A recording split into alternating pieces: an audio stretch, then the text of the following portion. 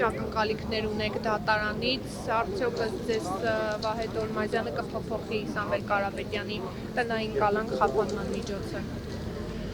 Այսպես ասեմ, հույս ունենք, որ վերջի վերջո արտարությունը որևէ դատավոր կցանկանա վերականգնել ու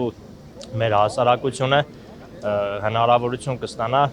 շփումներ ունենալ հենց Սամվել Կարապետյանի հետ ու կարծում եմ հենց մեր իշխանությունները հենց դրանից են վախենում, որովհետև հասկանում են, որ Սամվել Կարապետյանը եթե ազատ լինի, ապա շատ մեծ կոնսոլիդացիա կլինի Սամվել Կարապետյանի շուրջ, որովհետև այսօր մեր ժողովուրդը ցանկանում է փոփոխություններ ու մենք դա տեսնում ենք, քանի որ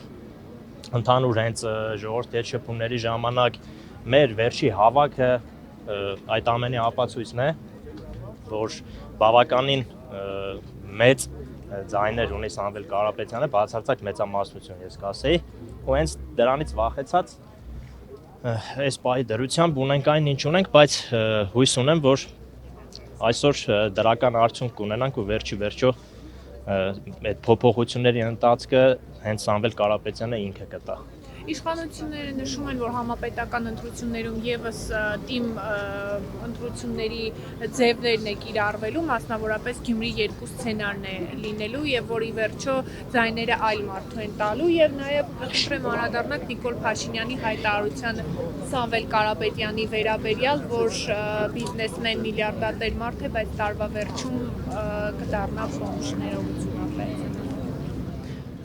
Նիկոլ Փաշինյանի տվյալ հայտարարությանը մեր կուսակիցները պատասխանել են ու երկրորդ անգամ պատասխանելու անհրաժեշտություն այս պահին չեմ տեսնում, իսկ ինչ մնում է Գյումրի 2 սցենարին, այսպես ասեմ, Սամվել Կարապետյանը այսօր քաղաքական դաշտում, ես կասեի, այն ուժն է, որը ունի, ինչպես քիչ առաջ ասեցի, բացարձակ մեծամասնություն ու չեմ կարծում, որ բացարձակ մեծամասնության ձայներ ունեցող ուժը կարիք ունի իր ձայները ինչ-որ մեկի փոխանցելու, այլ կերպ չէինք էլ մտնի, կոպիտ ասած այս ամենի մեջ, որովհետև Սամվել Կարապետյանը այն մարդը չի, այն ուժը չի, որ պետք է ժողովրդի կողմից ստացված քվեն տա մեկ ուրիշ մարդու, մենք այդ իրավունքը չունենք ու Սամվել Կարապետյանը ինչ ասում է, դա էլ անում է,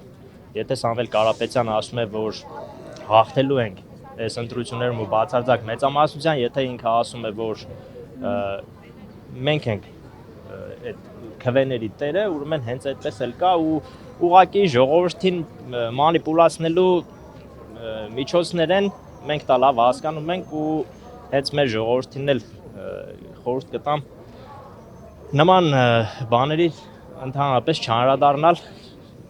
որովհետև այսօր մենք գնում ենք միայն էլ եմ կրկնում բացարձակ հաղթանակի։ Բաժանորդագրվեք Արմաթ մեդիայի ալիքներին սոցցանցերում, հետևեք մեզ նաև Արմաթ Մեդիա AM կայքում։